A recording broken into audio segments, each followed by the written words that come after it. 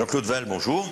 Bonjour. Alors, troisième homme au plan national, selon les derniers sondages, Jean-Luc Mélenchon sera sans doute plus loin, voire beaucoup plus loin dans notre région qui est classée à droite. Quelles sont vos ambitions précises en Alsace ?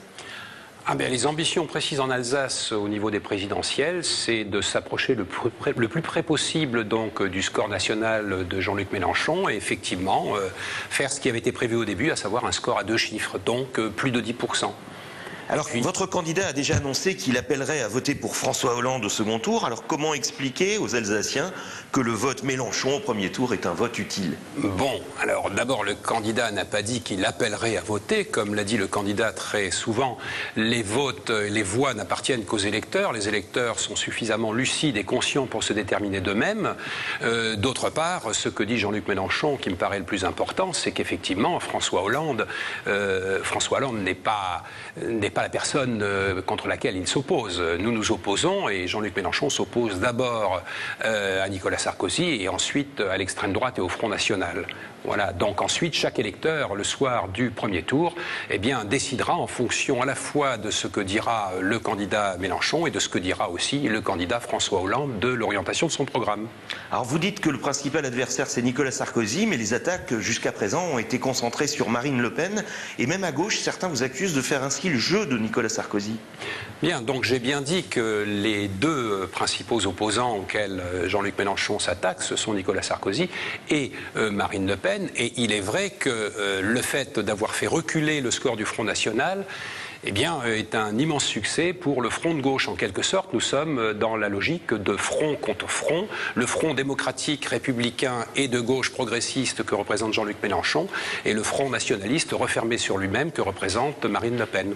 Alors les prises de position de Jean-Luc Mélenchon sur les dossiers alsaciens qui ont fait irruption dans la campagne ont fait beaucoup réagir déjà sur la fermeture de Fessenheim, que vous considérez comme une centrale dangereuse qu'il faut donc fermer. Oui, alors Fessenheim est une centrale dangereuse, bien évidemment, pour de multiples raisons.